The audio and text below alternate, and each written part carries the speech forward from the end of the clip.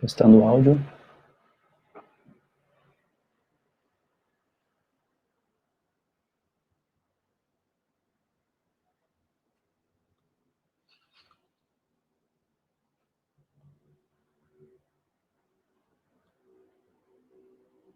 Testando o áudio.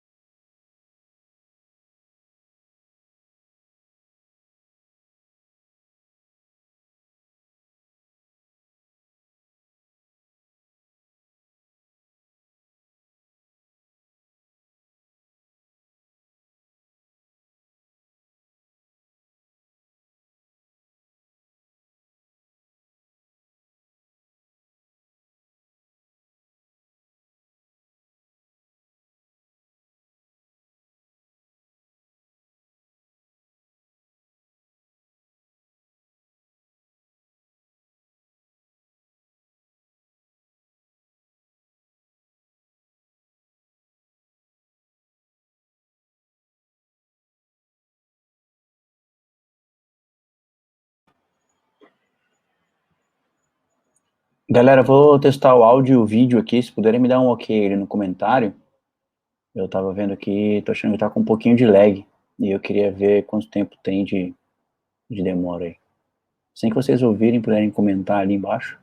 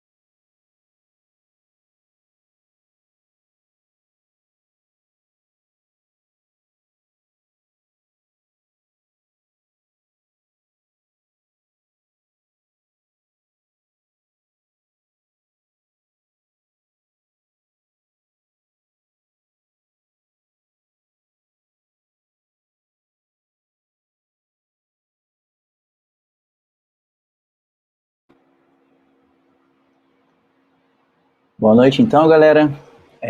Sejam muito bem-vindos aí à live de hoje. Hoje a gente vai falar sobre Comedy Design. Queria, antes de tudo, aí agradecer o convite do Biratã.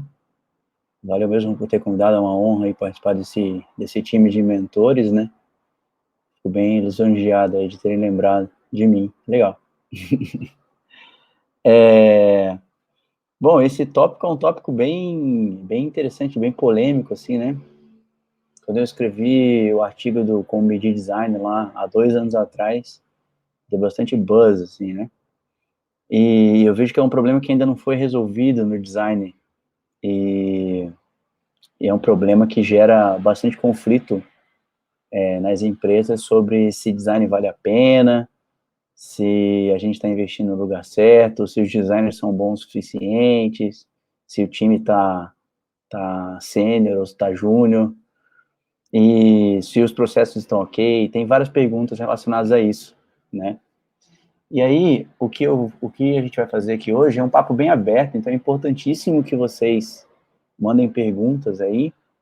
Eu não sei se todos vocês leram o artigo, mas não tem problema, eu vou passar por vários pontos do artigo. Mas a ideia é que seja uma mentoria, né? Então, a parte mais importante da mentoria é vocês interagirem e perguntarem coisas que estão no contexto de vocês, para ver se eu consigo ajudar, né? Não é uma palestra, é uma mentoria. Beleza? Então, o que eu vou fazer, né? Eu tenho aqui uma tela, que é basicamente uma palestra que eu dei no Dia da Arquitetura da Informação, em 2018. E isso está no final do artigo como Media Design, lá, até vou minimizar aqui para vocês verem onde está. Então, tipo, lá no final, que é o artigo Community Design, que a gente vai falar hoje, tá no Medium, tá? Para você acessar o Medium, você pode entrar em medium.com/Anderson Gomes, ou você pode dar uma olhada lá no meu site, e esse site é andersongomes.design, e lá tem vários conteúdos sobre vários assuntos que eu acabo falando aí para a comunidade, tá? E o artigo que a gente vai falar hoje é esse, que é o Como Medir Design, tá? Então, o que eu vou usar como referência aqui é uma apresentação que tem anexa no SlideShare, e está lá no final do artigo, e daí dessa maneira eu consigo ir explicando para vocês ponto a ponto o que eu acredito e tal, tá bom? Bom, basicamente, então, meu nome é Anderson Gomes, sou Head de Design hoje na Use, já fui Head de Design lá no Conta Azul, há um tempo atrás, e como Head, como líder de Design, você sempre tem esse desafio de mensurar, né, porque existem vários momentos em que você tem que provar para a empresa que Design está entregando valor, né, e daí quando você se torna um líder, você se depara com uma situação mais ou menos assim, né, que você tem que olhar muitas novas coisas que não tem relação com o que você olhava antes. Você era um designer sênior lá que sabia tecnicamente todas as minúcias do sketch, do Figma e de componentes, e de repente você tem que entender sobre coisas que são comportamentais, né? E sobre lidar com pessoas e não com máquinas, né? E daí as perguntas que vêm são perguntas assim, né? Vale a pena investir em design? Qual o retorno das pesquisas de design? A gente investe tanto nisso? Será que ele está valendo a pena?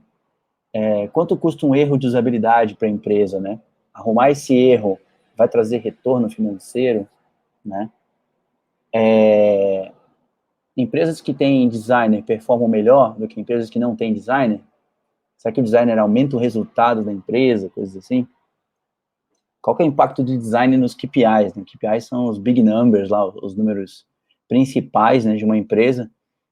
No caso aqui eu botei o churn, que é a taxa de saída, né, se for uma empresa de assinatura, a receita mesmo, que é quanto de dinheiro entra, o CAC, que é o custo de aquisição de um cliente, né, quanto você paga para adquirir um novo cliente, e o LTV, que é Lifetime Value, né, que é o tempo que o cliente fica na sua base pagando, né. Então, e daí uma última pergunta é, por que deveríamos investir em design, né?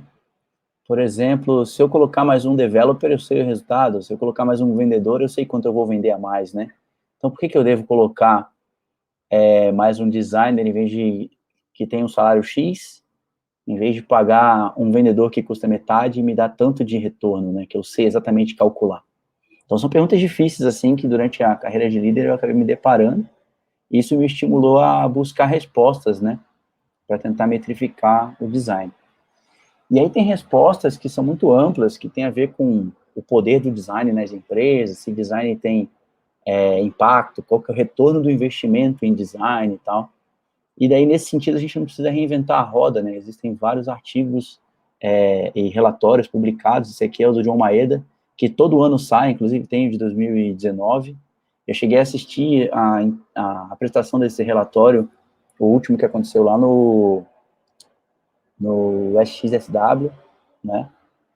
E é bem legal, assim, ele fala da relação das tendências de design, né, no mundo das empresas tecnológicas, das startups e tal.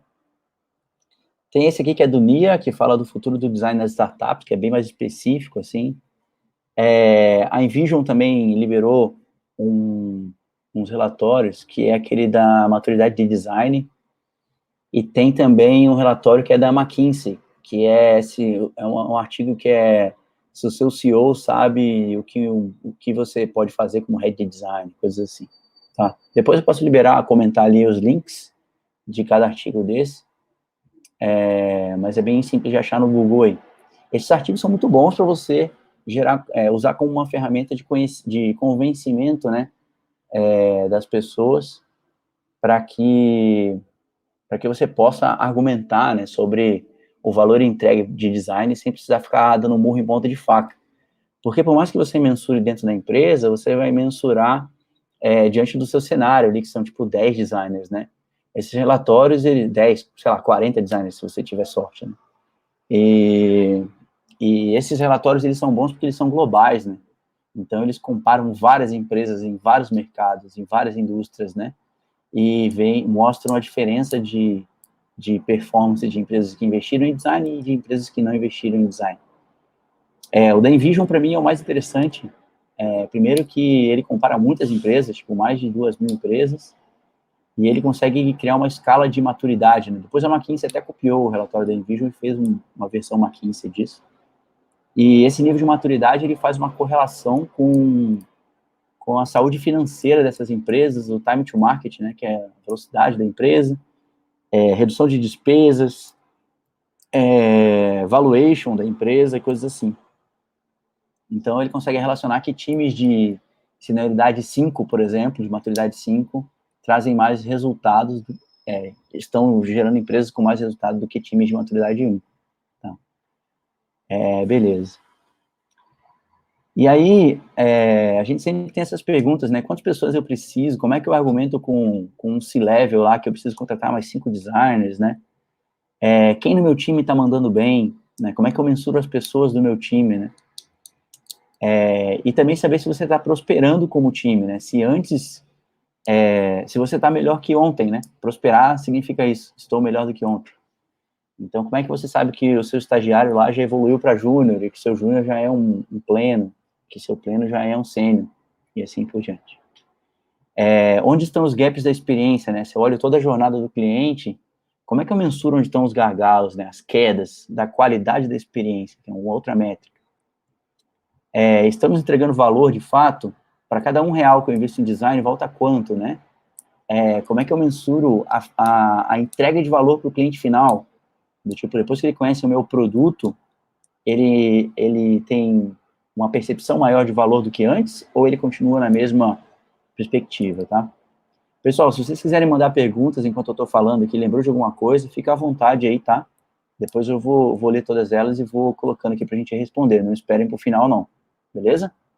Vamos usar a parte boa do online aí, que é fácil fazer pergunta assíncrona, né? Mas é importante a gente não se desesperar, né? Porque a gente tem formas de medir, né? A forma mais simples é medir os processos, né? Aí quando fala esse nome processo, parece uma coisa muito burocrática, né? Tipo, meu Deus, processos. É uma coisa complexa, né? Processo de trabalho, processo jurídico.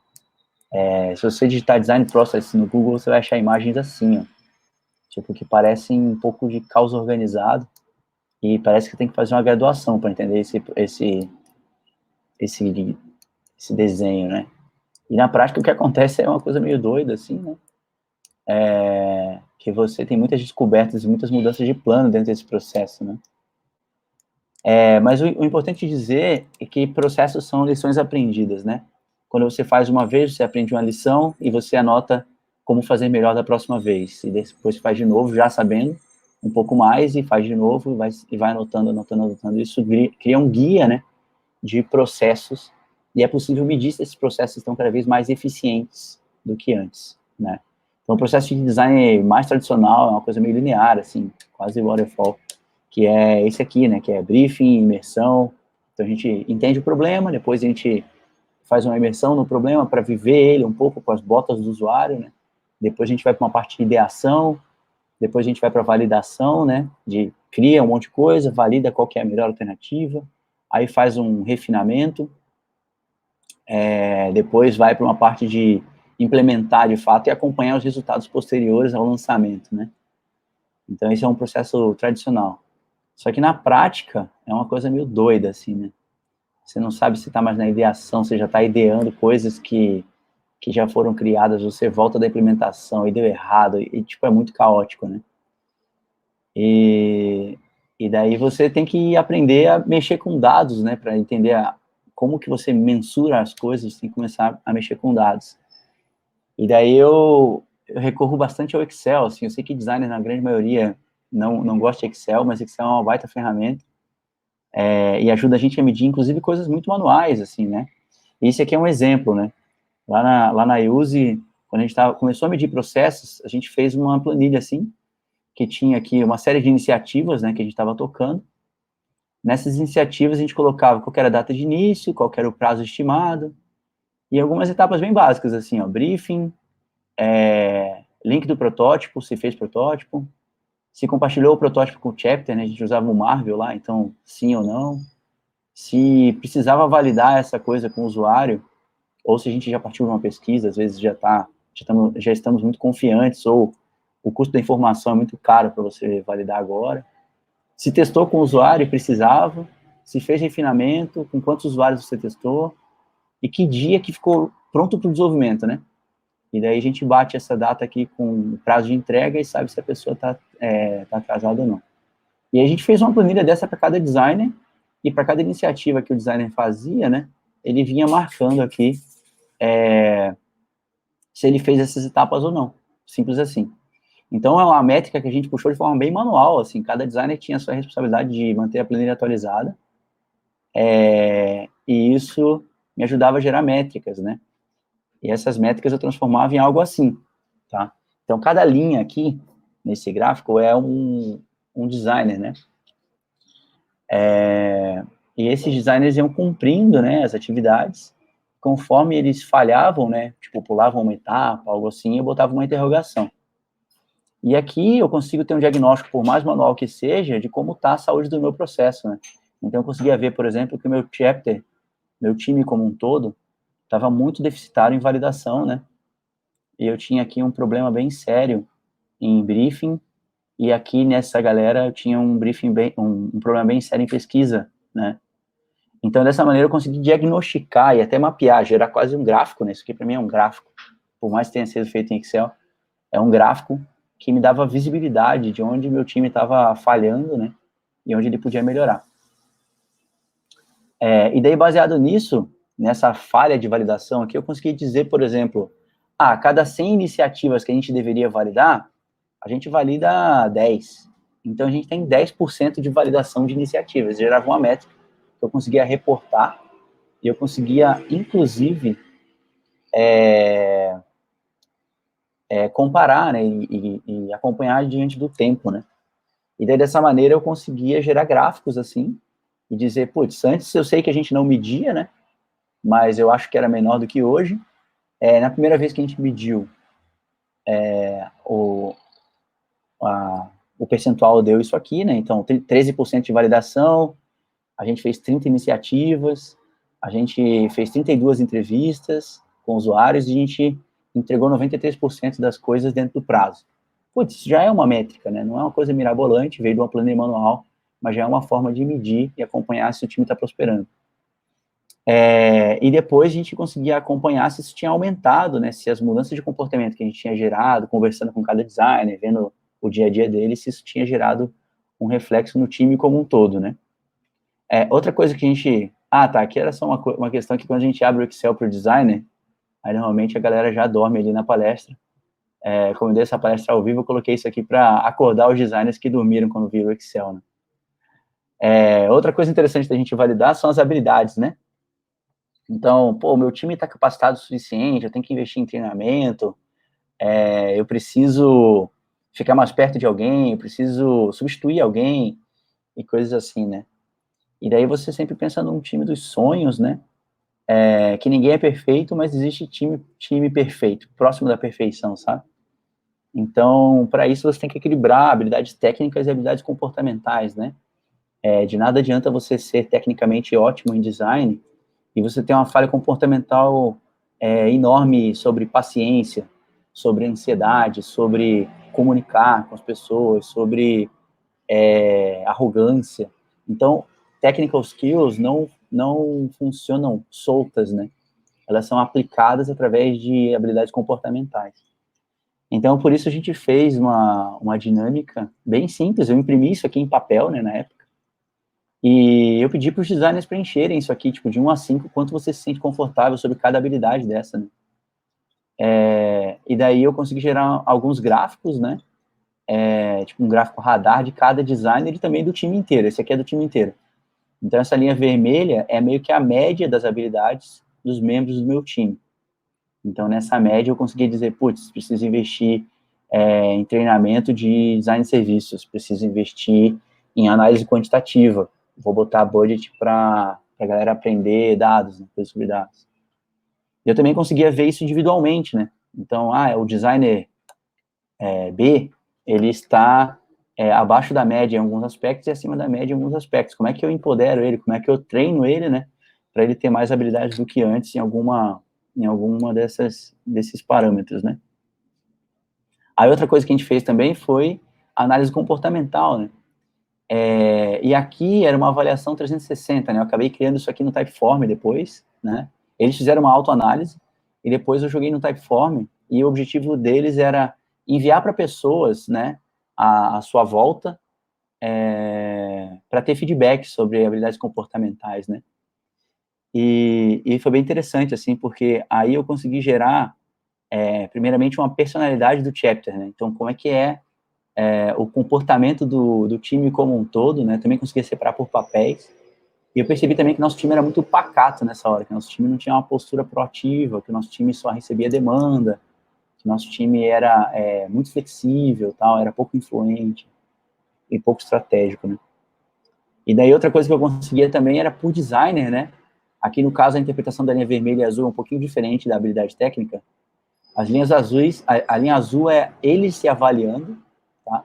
E a linha vermelha é as pessoas avaliando ele, no caso do designer, né? Então, dessa forma, eu conseguia fazer uma one-to-one com esse designer e dizer, putz, cara, por que você acha que as pessoas avaliaram você como não pontual, né? O que você entende aqui? O que chamou sua atenção nesse gráfico aqui sobre a avaliação das pessoas versus como você se vê, né? E daí você consegue ver várias personalidades também, né? Do tipo, liderados que têm baixa estima, por exemplo, que seria o gráfico azul, né? Ficou bem encolhidinho no meio, e o gráfico vermelho ficou bem amplo, ou seja, as pessoas avaliam essa pessoa como incrível, e ela se avalia de forma extremamente humilde, que chega a ser com baixa estima. Também vê o contrário, que é o egocentrismo, que é a pessoa se avalia como muito incrível, e as pessoas em volta veem vários problemas, e tipo, essa pessoa precisa de um feedback mais direto e claro, né? E daí um outro pilar é a avaliação de resultados, né? E daí resultados tem várias facetas, né? Porque primeiro você tem que entender qual que é o seu objetivo, né? Se o seu objetivo é entregar resultado para a empresa ou entregar resultado para as pessoas lá fora, né? Porque muitas vezes isso se contradiz, né? Você entregar felicidade para o cliente, entregar valor para o cliente, vai gerar custo para a empresa, né? Então, muitas vezes o que é bom para a empresa não é bom para o cliente, o que é bom para o cliente não é bom para a empresa financeiramente, né? Então, você tem que decidir aí se você vai gerar uma métrica, se você vai gerar duas, né? Uma métrica e uma contramétrica que balanceia isso. E daí o desafio maior do design é medir a qualidade da experiência das pessoas, né? Porque uma coisa é você medir o design, né? Então, estou medindo se o meu design está com qualidade, né? Outra coisa é você medir o resultado financeiro de design. E a outra coisa ainda é você medir o impacto do seu design na vida das pessoas, certo? Se antes de se deparar com o seu design e depois, ela se sentiu mais feliz, mais empoderada, mais capaz, se ela adquiriu uma habilidade nova, se ela consegue agora fazer algo que ela não fazia antes de se deparar com essa interface, com esse aplicativo, com esse sistema, com esse serviço, com esse processo, qualquer coisa que você tenha projetado.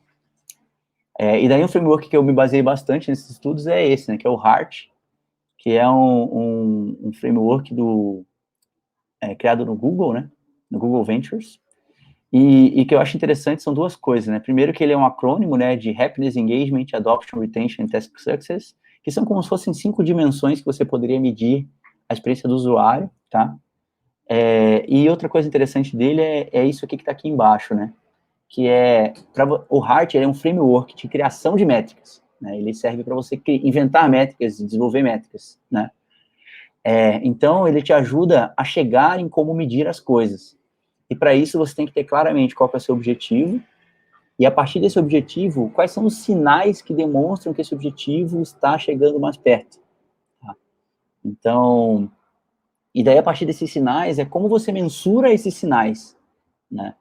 Então, essa é a parte mais legal do HEART, eu acabei aplicando ele para muitas coisas depois, né? Então, ele sempre fala que tem esses 5 pilares, né? Ele fala para você botar objetivos, sinais e métricas, né? Então, qual que é o objetivo de deixar o cliente feliz? Eu quero que ele seja feliz porque ele vai conseguir ter mais tempo sendo feliz, ele vai melhorar o nosso mundo, sei lá. Como é que eu mensuro que ele está tendo mais tempo, que ele está melhorando o nosso mundo? Ah, ele está sobrando 1 hora por dia, né? Sei lá, ele tem mais tempo no dia a dia dele, tal. Ele diz nas redes sociais que está com mais tempo, né? É um sinal de que está dando certo. Como é que eu mensuro isso, né? Ah, quantas horas o meu cliente economizou no mês? Então, é uma métrica que mensura um sinal de um objetivo. Né? Isso é a parte mais importante mesmo. E daí aqui eu botei, por exemplo, alguns exemplos, né? Você não precisa ser só o Happiness, Engagement, Adoption, Retention, Task Success, né? Você pode medir usabilidade, desejabilidade, felicidade, sucesso do cliente, depende de qual é o seu objetivo na sua empresa, né? Então, medir a qualidade da experiência das pessoas, né? Então, por exemplo, poderia medir usabilidade, que é a capacidade de resolução de tarefas, né? Sem ficar com dúvidas, esse é o objetivo da usabilidade. Então, eu posso dizer que a usabilidade, um objetivo é que a pessoa tenha usabilidade para você poder comprar o produto que ela escolheu, né? E daí um sinal de que ela conseguiu comprar um produto que ela escolheu é que ela conseguiu comprar na primeira tentativa, ou seja, ela não teve dificuldades, não ficou indo e voltando. E uma métrica é quantos por cento dos clientes editaram o campo antes de comprar, né? Ficaram se debatendo ali, tiveram rage click, né? Que é tipo, clicar assim loucamente. Então eu consigo medir de várias formas, né? Quantos receberam erros, quantos clicaram no botão próximo, né? Enquanto estava desativado, né? Lembra, sabe quando tem uma interface sem tem um botão que está cinza, que você ainda não preencheu um campo?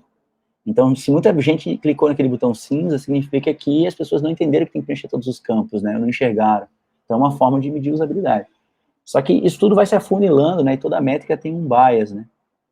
Tipo, toda métrica é imperfeita, né? Você mede um sinal de que a coisa está prosperando. Você não consegue medir com 100% de certeza, você só consegue reduzir os riscos através das métricas, né? Tipo, para você arriscar mais, ter mais segurança no que você está fazendo. Aí aqui eu botei o exemplo de desejabilidade, que é fazer com que as pessoas tenham a vontade de comprar o seu produto, né? Então, eu botei aqui um exemplo bem caricato, né? Quero tanto ter esse produto que eu venderia minha alma para tê-lo, né? Esse é o objetivo, assim, nossa, quero que a pessoa take all my money, assim, tipo, pegue todo o meu dinheiro que eu adorei, amei esse produto. Então, um sinal de que está acontecendo isso as pessoas compraram mesmo sabendo que é mais caro que outros produtos, ou seja, compraram por impulso. Isso é um sinal de que estão tendo muita desejabilidade, né? E daí, para medir isso, eu posso medir, por exemplo, quantos por cento dos clientes compraram sem a ajuda de um vendedor, né? Também posso medir quantas pessoas compraram sem pedir desconto, né? E também posso medir quantos por cento de elasticidade de preço eu consigo alcançar com esses clientes, né? Que é tipo, elasticidade é quanto você consegue puxar para cima, né? Mantendo o equilíbrio econômico. E aqui tem outros exemplos de sucesso do cliente, né? Que é resolver a dor que o cliente reclamava. Então, finalmente consegui resolver meu problema é um objetivo, né? E daí um sinal de que ele conseguiu resolver o problema é depois que eu conheci esse serviço, não consigo viver de outra maneira. Então, por exemplo, depois que você conheceu o Netflix, você não vai mais alugar fita, né? Depois que você conheceu o Google Spreadsheets, por exemplo, é difícil você voltar para o Excel, a não ser que você precise de lidar com muitos dados, né? E daí você consegue medir isso através de quantos por cento dos clientes estão satisfeitos após a compra, por exemplo. Tá vendo que a métrica, ela nunca é precisamente o sinal, e o sinal nunca é precisamente o objetivo. E é aqui que está o bias da métrica, né? E aqui tem outras formas de medir também, né? Quantos por cento dos clientes afirmam estar satisfeitos, quantos por cento dos clientes utilizam o serviço diariamente. São formas de medir os sinais, né? E aqui eu só resumia as coisas que eu tinha falado. E daí, coisas importantes de métrica, né? Que você tem que tomar cuidado para não fazer métricas que alimentam o seu ego, né? Porque é muito comum as pessoas criarem métricas de defensiva, né?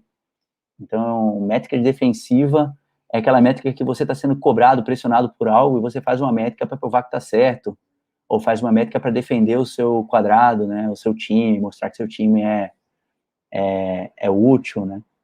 Então, cuidar com o seu ego como líder, por exemplo, métricas que te ajudam a ganhar um bônus maior, métricas que te ajudam a se destacar na avaliação de desempenho. Então, cara, não adianta muito você medir algo de forma egocêntrica, tá? Tem que tentar ser o mais neutro possível para saber que as coisas estão subindo ou descendo, né? Assumir que a coisa está caindo, que a coisa está subindo de forma bem transparente com o seu time e com a empresa.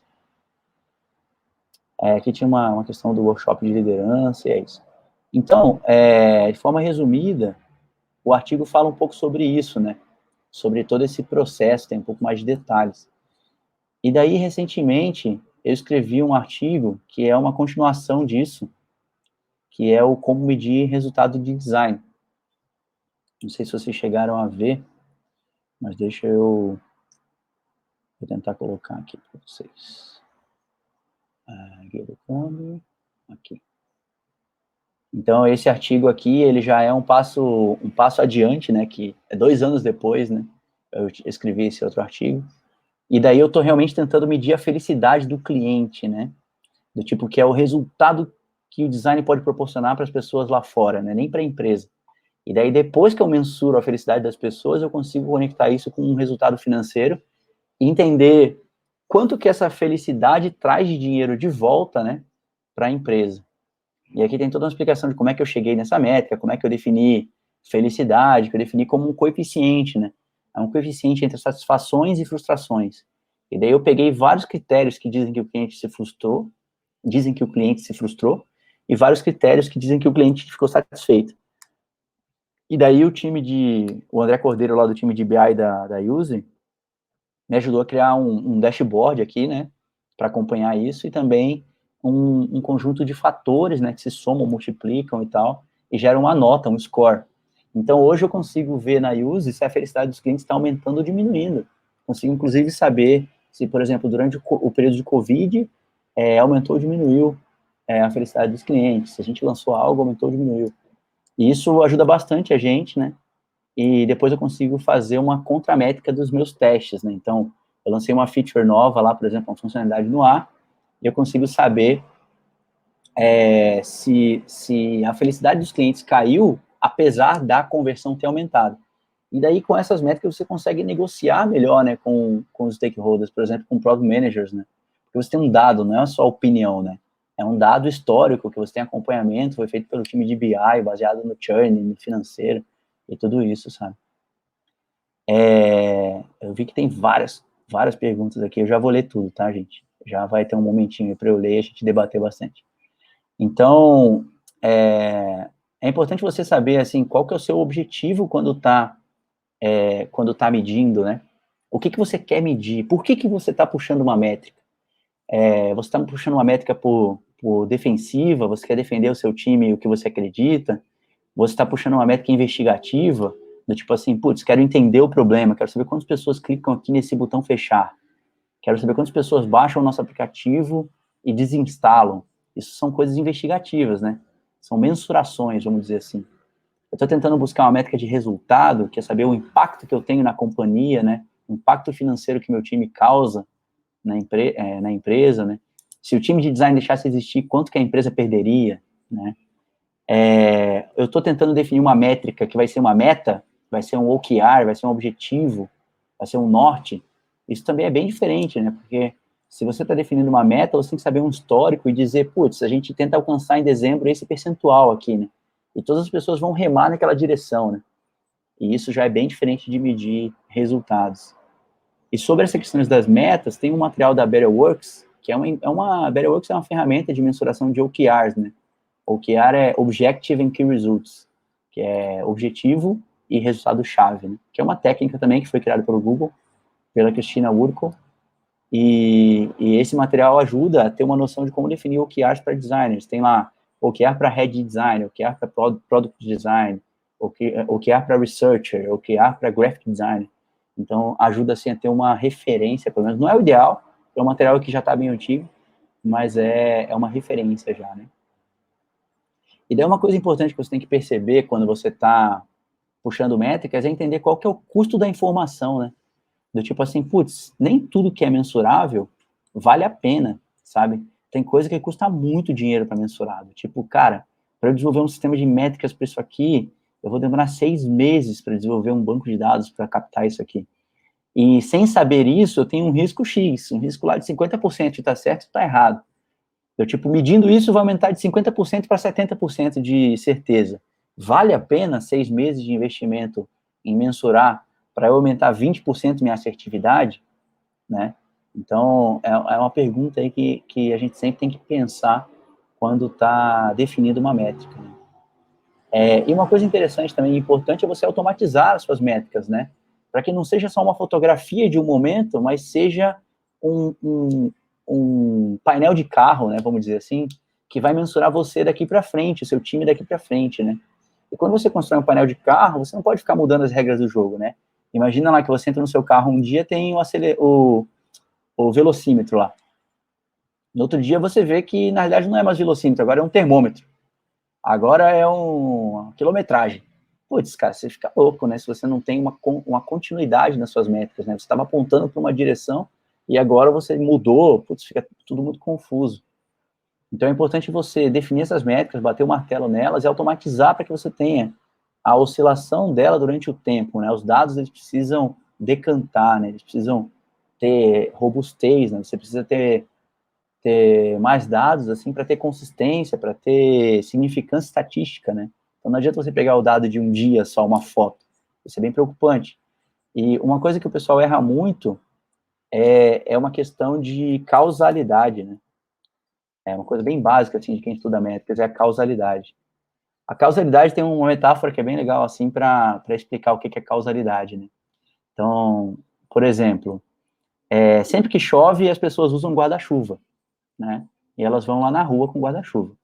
Aí você observa isso de fora e fala, putz, sempre que chove as pessoas usam guarda-chuva. Aí você vai lá e fala, putz, então esse é o perigo da causalidade. Então, se sempre que chove as pessoas usam guarda-chuva, então sempre que as pessoas usam guarda-chuva, chove. Se você pedir para todo mundo ir lá fora e abrir o guarda-chuva, vai chover? Não vai chover. Então, não tem uma relação mútua, né, de causalidade. Então, por exemplo, é muito comum as empresas errarem nisso, né? Então, todos os clientes que entraram em abril, ou sei lá, todos os clientes que clicaram nesse banner aqui ficaram mais tempo com a gente, usaram mais tempo o serviço.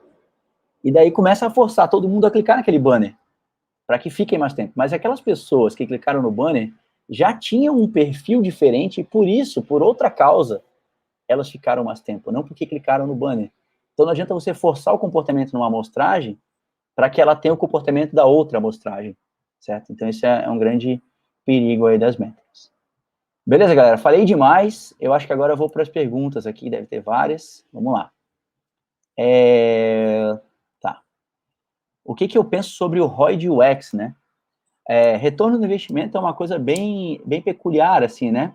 Eu acho que você tem que primeiro definir o que você está investindo e o que você quer de retorno. Do tipo, se você quer retorno financeiro do UX, mensure com resultados financeiros. Se você quer retorno em qualidade da experiência, mensure com qualidade da experiência, certo? Tem que entender se você está pensando em investimento de UX em quantidade de pessoas, por exemplo, folha de pagamento, ou se você está investindo em UX como tempo, como features, certo? Qual que é o seu investimento em UX?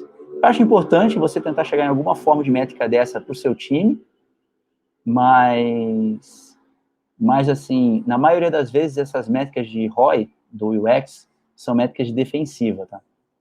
Então, perceba se você está precisando realmente pegar dados ou se você está precisando ter uma conversa franca com o seu líder e explicar para ele o que é design, qual que é o valor de design, para que design serve, abrir a caixa preta do design, né?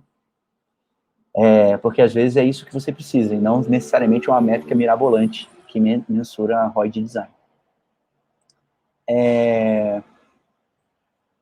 Quem gerencia esse tipo de pesquisa com a equipe de design? Eu não sei qual tipo de pesquisa que você falou, Adriano, mas imagino que seja pesquisas de descoberta, assim, né, não sei se puder comentar aí, daqui a pouco aparece aqui para mim. Mas, cara, a gente tem um time de research lá na Use que consegue pegar algumas métricas qualitativas, a gente tem bastante apoio do pessoal de BI para puxar números investigativos, e eu costumo resumir bastante coisa em painéis, assim, dashboard, sabe, para a gente acompanhar durante o tempo. Então, acho que isso daí acaba ajudando a gente.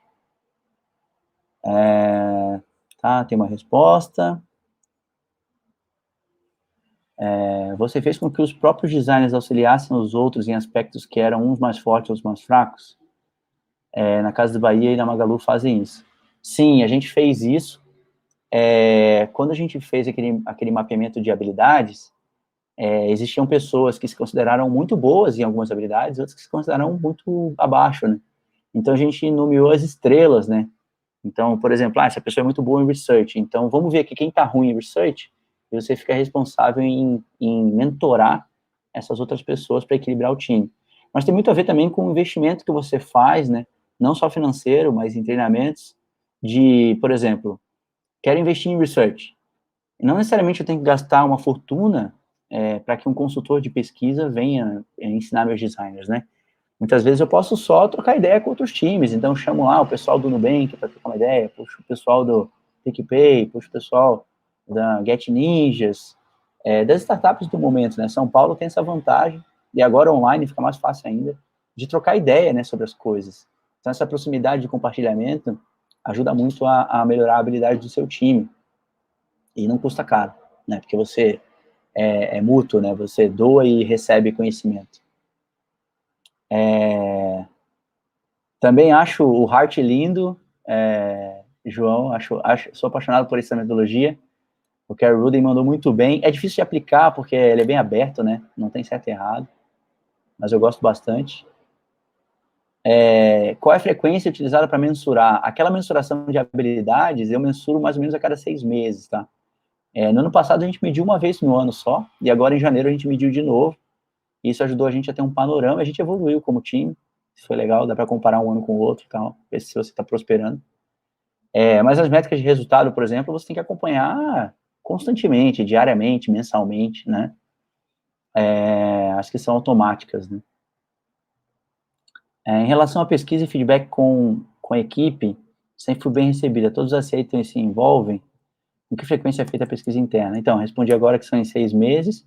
O pessoal gostou, assim, eu também pedi para eles se classificarem lá, não de uma forma de julgamento, né? De uma forma de a gente ter um diagnóstico muito franco, assim, do nosso time, e da gente ser transparente, assim, com a gente mesmo, e falar, putz, eu preciso de ajuda aqui sobre essa habilidade, né? É importante dizer que a avaliação de habilidade não era uma avaliação de desempenho lá, que fazia, esse cara vai ganhar um bônus maior, ou vai ganhar uma promoção. Não, não tem nada a ver com isso. O mapeamento de habilidade tinha muito mais a ver com uma métrica para eu saber onde eu invisto o budget, onde eu invisto energia, sabe? Como é que eu aumento as habilidades, a capacidade do time. Eu acho que o certo é fazer métricas para ajudar a melhorar, agregar. É exatamente isso, né? Você tem que fazer métricas para serem positivas, não para cobrar das pessoas as coisas, né? O que você acha que pode surgir no futuro do design especializado em métricas? Então, cara, eu acho que o design, ele se apodera muito de outras áreas, sabe? Do tipo, é comum surgirem novas áreas do design aí, do tipo, agora eu sou psychology designer, agora eu sou anthropology designer, agora eu sou metric designer. É complicado, assim, porque existem pessoas que estão estudando isso há muito tempo, né? E às vezes é mais fácil você ensinar design para essas pessoas do que ensinar dados para um designer, sabe? A um ponto super, super pró, assim. Então, o design é uma área bem abrangente, né? É uma área que não surge em si mesma, né? O que eu quero dizer com isso? O design já surge de outras áreas, né? Se você for ver a metodologia que a gente estuda na faculdade, nos livros, vem da engenharia, vem de outras áreas, né? A parte visual, muita parte vem da arte, a parte de ergonomia cognitiva vem da psicologia, tem muita coisa que a gente herda de outras áreas, né, que são muito experientes nisso, e o design tem essa abrangência. E daí eu acho meio complicado, assim, a gente simplesmente assumir uma área e dizer que agora tem uma especialização nisso. Pode ser que exista, né, mas eu acho um tema importante. Eu não sei se precisa ter um profissional específico nisso, ou se é mais fácil você fazer uma parceria com pessoas de BI e ensinar design para eles, eles ensinarem dados para vocês e, tipo, chegar num consenso, né. Quanto tempo durou a catequização, né, evangelizar, né, do time de design sobre a adoção de métricas e qual foi o maior desafio de iniciar esse formato, né? Cara, dura bastante tempo, sabe? Eu acho que nem termina. Não dá para dizer assim, depois de 6 meses tudo ficou muito fácil e tal. Nunca acaba, a gente está sempre evoluindo isso, né? E uma das maiores barreiras é você lidar com métricas financeiras que são muito mais maduras e você colocar uma contra a outra, do tipo, putz, as métricas de benefício da empresa existem há décadas, né? Tipo, sei lá, LTV, EBITDA, métricas assim de conversão existem há muito tempo, elas são muito maduras, né?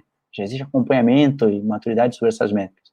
E quando você cria uma métrica nova, ela ainda está engatinhando, né? E aí você tem muito a descobrir ainda, por exemplo, sei lá, você cria uma métrica, ela está super funcionando. E daí, por exemplo, você faz uma Black Friday lá e de repente o volume de clientes aumenta pra caramba. E por isso a sua métrica pode quebrar, sabe? Porque você teve um volume de clientes enorme e isso quebrou sua métrica lá, gerou um número absurdo que não faz sentido. Então, às vezes, você tem essas dificuldades. Outra dificuldade também foi fazer com as próprias mãos, né? Demorei para ter apoio de alguém de BI, assim, de fato, que falasse, putz, eu sou apoiador do design e estou aqui do lado e tal. Então, a gente teve que botar a mão no código, assim, botar a mão no Looker lá, puxar dados e fazer correlações, e eu mesmo tive que estudar bastante isso daí. Não sou um expert nisso, nossa, estou longe, mas acho que dá para fazer, sabe?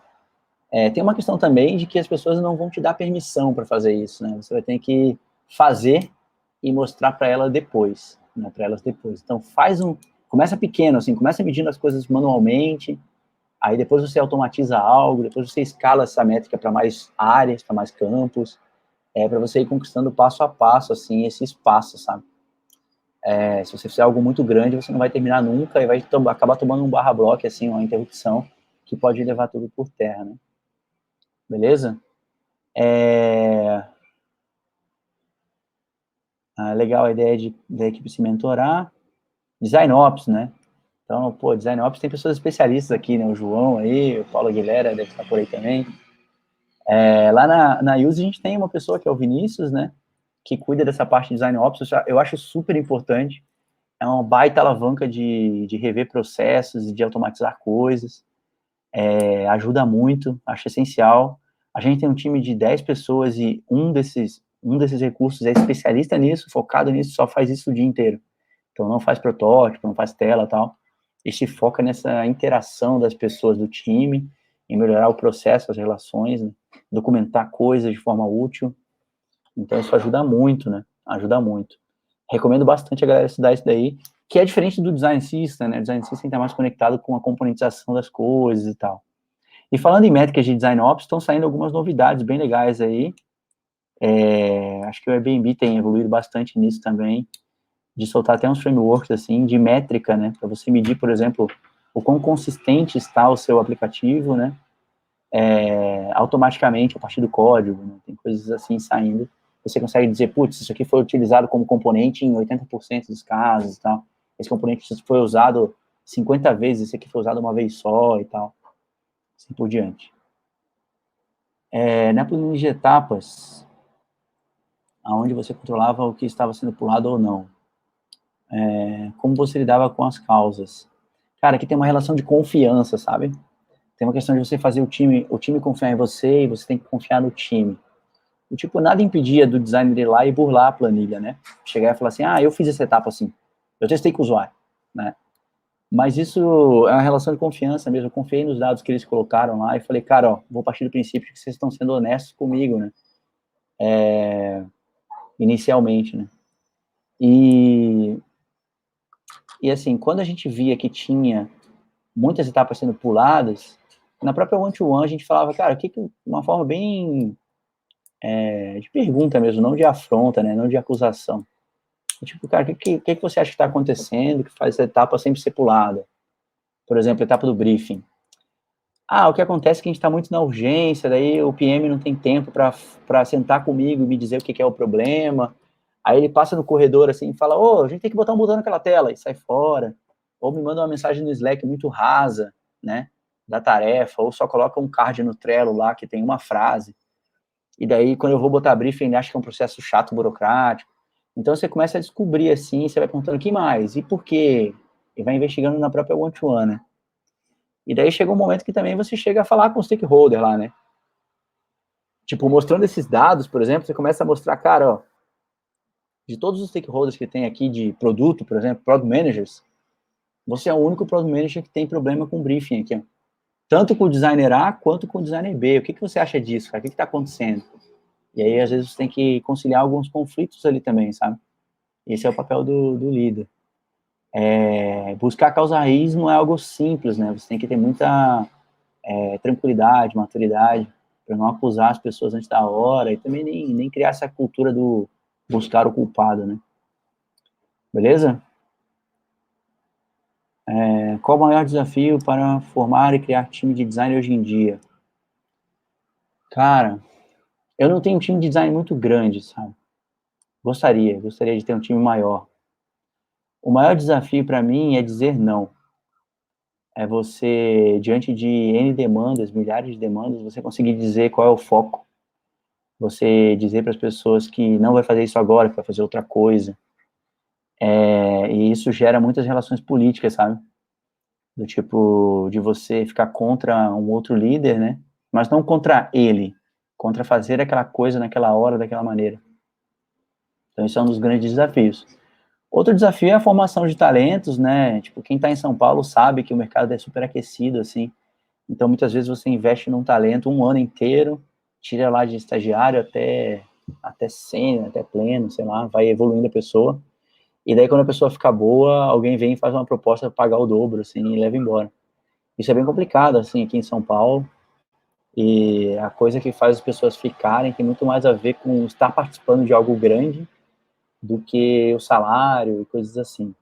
E, tipo, é importante você pagar um salário dentro do cenário, né, de design, mas sempre tem empresas que estão pagando salários exorbitantes, assim, para aquele nível de senioridade, né? Então, sei lá, uma pessoa plena ganhando 10 mil reais, 12 mil reais. Acontece.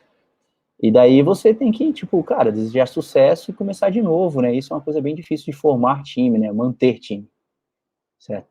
Contratar é difícil também, mas é importante ter paciência e não contratar afobado, sabe? Contratar devagar, com bastante consciência, conhecendo as pessoas, etapa por etapa. Contratar com pressa é bem problemático e às vezes a pressa é inimiga do resultado, né? E você descobre muito depois, assim, que aquela pessoa está performando mal, né? Você não descobre um mês depois que você contratou, nem 3 meses depois. Você descobre um ano e meio depois que ali está a causa raiz, né?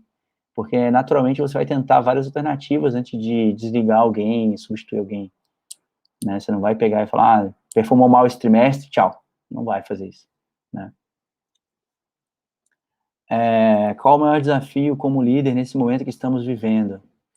Eu não sei se você está falando do Covid ou se você está falando desse momento, a década, assim, ou se o ano de design 2020 e tal. Mas vou tentar responder. No momento do isolamento social, cara, eu acho que a união do time, lidar com as crises de ansiedade dos membros do time, fazer o time conseguir se respeitar, né? Respeitar o momento deles de descansar, né? Porque muita gente virou workaholic com esse isolamento, sabe? De trabalhar e não ver a hora passar. Eu vejo também que o engarrafamento, né, ajuda a gente também a se desconectar um pouco, sabe? Do tipo, ter uma transição entre o trabalho e em casa. Então, você tem ali 1 hora de reflexão dentro do seu carro para pensar na vida, né? E absorver aquilo que aconteceu no seu dia e fazer um log-off, né, do trabalho para fazer o login na sua vida social, né? E aí, quando você está trabalhando em casa, parece que você não dá log-off, né? A qualquer momento chega uma notificação e você vai lá resolver. E isso tem sido bem difícil, assim, manter a autoestima do time, manter a esperança, né, das pessoas, fazer com que eles estejam motivados diante de crises, pressões e coisas assim que estão acontecendo em todas as empresas.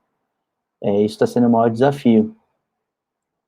Outro desafio é que, apesar do momento de Covid, por um lado, ter bastante empresa demitindo, tem muita empresa contratando, né? Então, os designers da equipe estão sendo muito abordados, assim. Eu acho que também tem um pouco reflexo do trabalho que a gente vem fazendo, né? Chama bastante atenção. E daí as empresas estão caindo em cima, tentando pegar os designers da Use e de várias empresas, tá? Beleza? Como você sincroniza roadmap de design com desenvolvimento? Você usa um formato de sprints e Kanban? Então, lá na Use, os developers usam o Jira, tá? E eles usam Kanban. Eles não usam sprint. Mas existem muitas etapas, assim, né, antes de chegar no desenvolvimento, e na maioria das vezes o designer está trabalhando algumas semanas antes, né, antes do codar mesmo, antes de ficar ready to dev.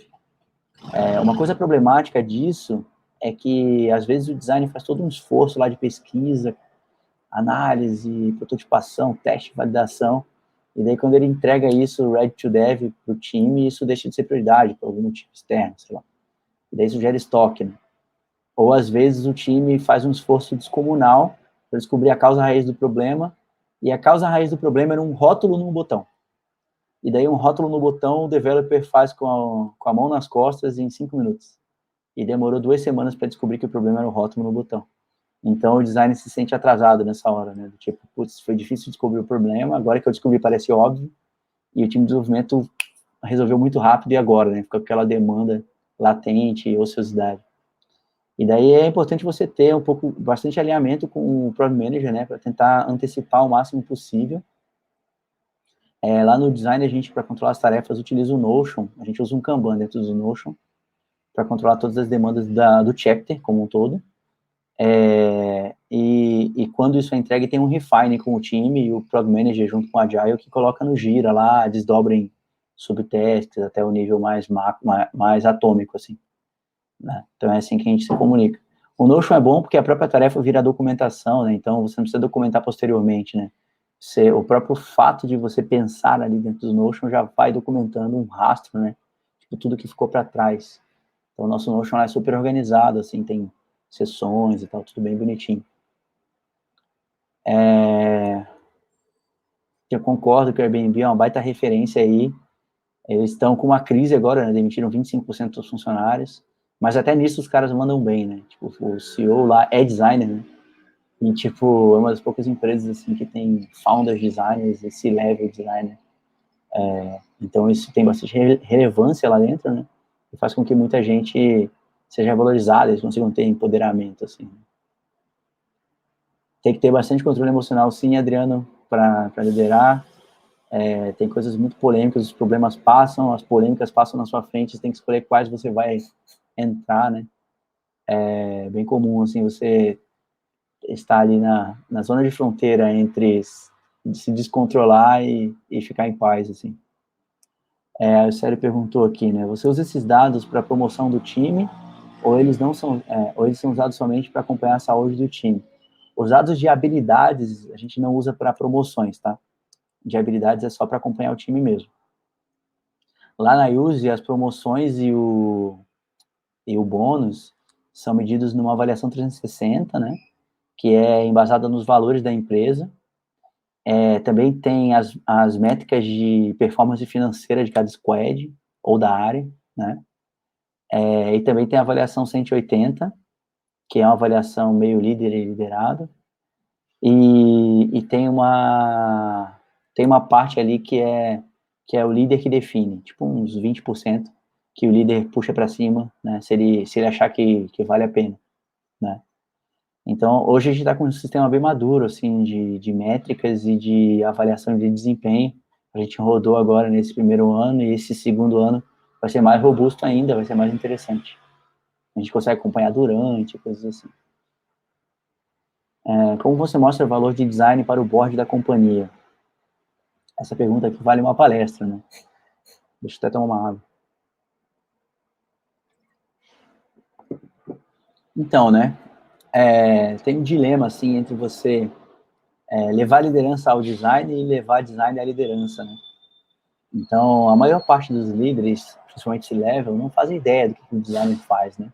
Até tem um artigo da McKinsey sobre isso. Então, o que eu sugiro que você faça é começar com cases pequenos. Do tipo assim, cara, vou pegar um projeto aqui específico, um problema específico bem pequeno, vou aplicar design ao pé da letra, assim, ao máximo, do jeito ideal que você conseguir, né? O ideal que você conseguir. E vou fazer um case disso.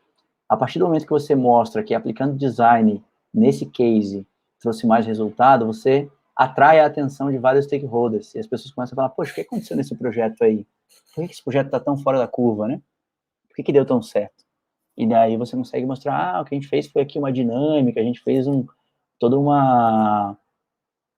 A gente fez toda uma análise, né? Antes de começar, a gente entrevistou pessoas, a gente prototipou e tal, ficou tudo alinhado com o dev. Então, tipo, isso tudo faz com que você mostre os métodos de design, né? Que o design é meio que uma caixa preta para as corporações, né? Tipo, as pessoas ficam curiosas, assim, cara, eu mando um problema para lá, volta uma interface, volta um monte de coisa, assim, vídeos, voltam ideias, tal, criativas, esses caras ficam colando post-it o dia inteiro aí, o que eles estão fazendo, né? Então é meio enigmático. E daí uma forma legal também é você facilitar a dinâmica de decisão, né? Então, essa semana, por exemplo, eu estou facilitando uma dinâmica entre heads para a gente definir prioridades da empresa, que são 10, 12 heads, líderes, né? Não só heads, tem outros líderes também. Para a gente definir qual que vai ser a nossa estratégia, nossa tática para esse momento e tal. E, tipo, se você deixar as reuniões acontecerem, elas viram meras reuniões, né? Do tipo, bater papo e tal, mas e aí, qual foi a conclusão? Aí tem uma pauta, beleza, mas e aí, qual que foi a decisão? E no fim a decisão acaba sendo do CEO, da pessoa que está responsável por aquilo e tal, e não teve um método de pensamento, né? Então, eu uso bastante, assim, metodologias de design thinking, vamos dizer, design de serviços, para ajudar as pessoas. Eu estou usando o Miro bastante, assim, para puxar essas dinâmicas. Infelizmente, não posso mostrar para vocês, porque tem dados sigilosos, mas tem sido bem legal, assim, os heads também se adaptaram bastante. Como você sincroniza... esse aqui eu já respondi, né? Tá. O que você acha de diversas especificações do design hoje em dia, como UX, UI, Service? Onde fica o fundamento básico, essencial da forma e função proveniente do design? Cara, eu considero tudo design, tá? Para mim é tudo design. Então, eu não tento não diferenciar isso daí. Isso aí são áreas de estudo, mas eu não acho que são profissionais diferentes, tá? Eu acho que um profissional pode estudar essas coisas, assim. Pode ter pessoas que estudam só um tema, mas lá na USE, por exemplo, a gente não separa UX de UI e CFC Design. A gente chama de designer, certo? E, tipo, assim como existe design de automóveis, existe design de aplicações, design de interface, né? Design de interação. Então, a gente não separa essas coisas. E daí, uma última pergunta aqui do Thaleson. Qual a sua opinião sobre equipes de design sem um líder de design? Eu acho que é importante diferenciar a liderança de gestão, né? O fato de você não ter um cabeça lá, uma pessoa acima, não significa que você não tem liderança de design, você não tem um gestor de design, um gestor de pessoas, né? Liderança é uma coisa que está intrínseca nas pessoas, é um comportamento, né? Não é um cargo. A gestão é um cargo, a liderança não é. Então, se você tem uma equipe muito proativa, que promove liderança, você tem líderes de design. É importante que todos os membros do seu time sejam líderes de si mesmos, e líderes de ações, e líderes de um do outro também, sabe? Mesmo que você não tenha alguém acima para reportar que representa design, você pode tomar ações que mudam coisas, né? Liderar é promover mudanças. Liderar é você estar insatisfeito com o atual e querer um novo cenário. Então, você lidera para esse novo cenário, né? E você pode fazer isso sendo membro do time, você não precisa ter alguém. Se você vê que a principal dor desse time é não ter representatividade, então lidere essa representatividade. Coloque isso como seu principal problema e comece a trabalhar diariamente nisso, né? Como é que eu posso aumentar nossa representatividade? Será que eu posso levar esse líder para um evento de design? Será que eu posso mostrar mais o nosso trabalho? Será que eu posso comunicar de uma forma diferente e tal? Tem um livro que é bem interessante, chama Business Model U, que é aquele... É tipo parecido com o Canvas de Business Model mesmo, só que é focado em você mesmo. Esse livro ajuda você a mapear, assim, a sua postura na empresa e bolar um plano de como você vai se comportar de outra maneira, né? E daí isso pode promover sua ação de liderança aí para ter mais representatividade na empresa. Tem mais uma perguntinha, tem duas perguntinhas agora, na última hora surgiram mais. Qual a empresa de referência de design que você enxerga no Brasil e fora? Na Vale Use. Cara, eu gosto bastante do trabalho da Drogazil, da Cláudia lá. A Cláudia é uma líder essencial, assim, muito incrível. O trabalho do Gustavo Oliveira também, que agora está na OLX, passou pela Visa, eu acho bem interessante. O trabalho da Meiuca Design, também gosto muito, porque eles são muito impacto, assim, muito incríveis no que eles fazem. Tem empresas que têm reflexo de design, do tipo, eu não sei muito bem como funciona lá dentro, eu não sei como está agora, mas tipo, o Nubank é uma baita referência nisso, mas eu não sei se eles ainda estão com toda aquela cultura de design que tinha antes, né, toda aquela força de design que tinha antes. Os tempos mudaram. Lá fora, eu acho o Airbnb incrível, cara, sou muito fã. Time do Spotify, time do MailChimp, Twitter também, Uber. Acho que uma tarefa aí que vocês têm, tarefa de casa, é seguir essas pessoas no Medium. Tipo, seguir o time das pessoas no Medium, no Dribbble, sabe? Que esses caras são bem referências, assim. Como você prepara as pessoas do seu time para se formarem líderes? Cara, isso não é uma preparação assim que eu falo, agora eu vou começar, você começou a ser um líder, né? Eu acho que você tem que delegar coisas e colocar desafios na mão das pessoas para que elas se sintam cada vez mais confortáveis com a liderança, sabe? Do tipo assim, desafiá-las a, pô, duvido que você vai lá falar com aquele diretor lá e convença ele dessa ideia que você me falou. Ou, por exemplo, por que você não faz um trabalho com esse estagiário aqui e mentora ele por 3 meses? Ou, por exemplo, pegar uma parte do seu budget e falar, cara, cuida desse budget aqui por um tempo, né? Pra gente, né, ver como é que você vai sair. Então, você vai dando pílulas, né, de responsabilidades para as pessoas e elas vão se sentindo confortáveis e tal, e vão começando a aumentar a maturidade sobre liderança e sentir também como é ser líder, né? Do tipo, ela vai ter que liderar um pequeno foco ali e ela começa a ter empatia contigo também. Putz, para você deve ser difícil, né? Porque você está com um foco maior e tal. Então também gera empatia entre o liderado e os líderes. Então acho que é isso, galera. Muito obrigado pela participação. Senti falta das perguntas serem ao vivo, né? Vocês falando, assim, é ótimo quando tem interação e tal. Eu gosto de ouvir a risada da galera que fala, tá? E as perguntas são sempre mais interessantes quando é ao vivo. Me senti aqui falando sozinho, né?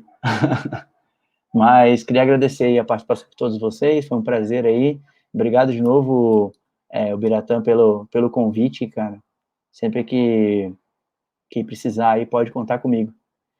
Beleza, galera? Vejo vocês aí nos eventos online, nas comunidades.